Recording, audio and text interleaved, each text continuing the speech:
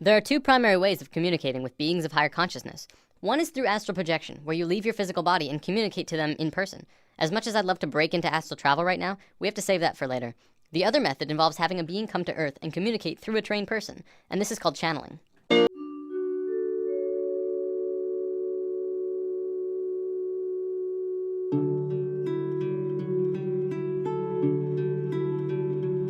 Channeling is a natural form of communication between humans and beings of higher consciousness, included but not limited to angelic beings, spirits of nature, non-physical entities, or even animals and pets. In a sense, it's basically when a human will turn him or herself into kind of like a phone for beings of higher consciousness and people to communicate. A channeler can choose who or what they want to channel. As long as the other party has an interest in communicating, the link is made and the channeling can begin. Now don't worry, there's no possession or anything harmful taking place here. The body is still under the complete control of the channeler. But the channeler and spirit are communicating through thought. Messages are communicated on levels of emotion and thought rather than spoken word. The channeler will then decipher what the spirit tells him into human language. Contrary to popular belief, entities do not generally use human languages because it is considered awkward and clumsy. The majority of this message is conveyed through an elegant series of sensory feelings. Let's talk about animal communication, because this is a form of channeling that you yourself can do.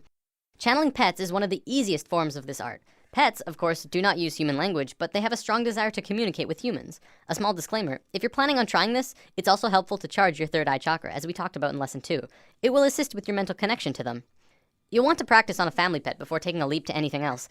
A cat or dog who is familiar with you is the best choice to begin. Cats are a tad more difficult because they tend to pick and choose what they want to listen to. A family dog can be easier as they are pack animals and will be more apt to tune in to the leader of the pack, which is you. So let's go over some of the basic steps to do this. Start by taking your dog into a quiet room. Sit on the floor next to him, or if he's allowed on the couch or bed, have him sit next to you.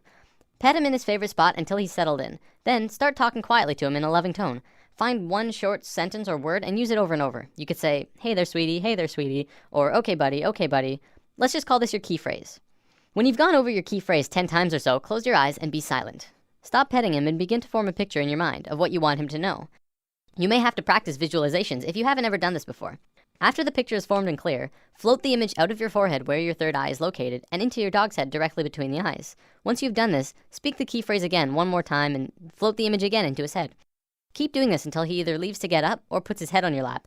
If he leaves, follow him and do it again. If you begin to get a reaction from him, like putting his head in your lap or something else, congratulations, you've just communicated with your dog. Cats are a bit more stubborn, so it'll depend on the cat you're trying to communicate with. The image you're visualizing to him may have to be their favorite cat treat or something that they really like. If they're especially loving snuggle cats, then that's all the better. Use the same directions with the dog though, and who knows, you could be talking with them in no time. If you have smaller animals like avians and reptiles, you have to remember that the animal has a smaller brain. Their reception of pictures is apt to be slower and take longer.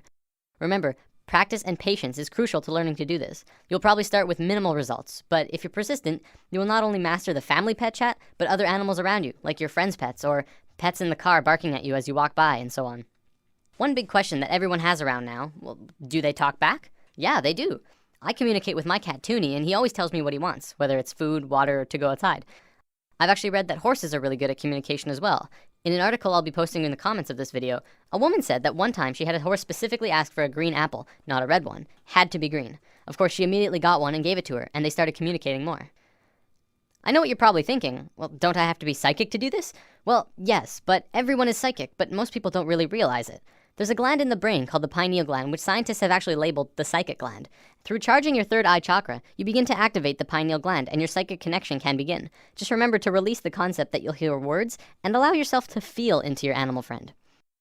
So now we understand how to channel beings of lower consciousness, animals. For beings of higher consciousness, it's essentially the same thing, only reversed. In this scenario, we are like the animal and we are communicating with beings who know and understand far more than we do. There's actually a being channeled named Cryon of Magnetic Service. He talks a lot about worldly events and what's going on a global scale. What's interesting is that Cryon has been invited to the United Nations 7 times over the last 13 years. If the UN listens to channeling, maybe it deserves a little more credibility than we realize. On my YouTube, I'm going to be posting small snippets from various channels, but most of them from Crimson Circle. Crimson Circle started out in 1999 when a being named Tobias started communicating with Jeffrey Hope. There's actually a really cool story here. I can't go over all of the details, but Tobias was actually written about in the Bible, in the book of Tobit. This particular book was removed by the church in 1546 during the Council of Trent. Tobias was written as one of the main characters in that book, and Jeffrey and him began communicating more. In 1999, Crimson Circle was formed, a group dedicated to communicating with Tobias and other spirits. Up until recently, it was mostly Tobias who was channeled by the Crimson Council. Tobias then said that he wanted to return to Earth and live another lifetime because he missed physical reality and said his goodbyes. Today, Adamus St. Germain is channeled instead, and he's very lively. A little insight on Adamus: he is what you would call an ascended master. An ascended master is someone who underwent a process of spiritual transformation and moved into higher states of being beyond physical life. This will make way more sense in future lessons. Okay, I want to wrap up by going over a short list of definitions. During the channelings, you may hear some words that you're not familiar with. Amyo is absolute and pure trust in the self, the realization of the I am. Makyo are kind of like lies that you tell yourself, that take you away from the I am, like I'm not good enough or I can't do it yet. Kind of like the opposite of Amyo. Ascension is the process of going from one lifetime to the next while staying in the same physical body. Kaldra, you may hear this one a lot actually. Kaldra is the nickname that Tobias gave to Jeffrey. So if you ever hear Jeffrey say during a channeling, Kaldra doesn't want me to say this, but I will anyways, that's Adamus speaking through Jeffrey about Jeffrey, whose nickname is Kaldra. Is that confusing? Shambra is the name that Adamus uses for the group of humans going through the awakening process. If you're watching the videos, you too are a Shambra. Shoud is a channeling, essentially. What you'll be watching are shouds, gatherings for communication with Adamus and other beings. Well, that wraps this one up. Happy channeling! Nothing like the sun to keep you from stumbling in the dark. Fall down once or twice, you figure out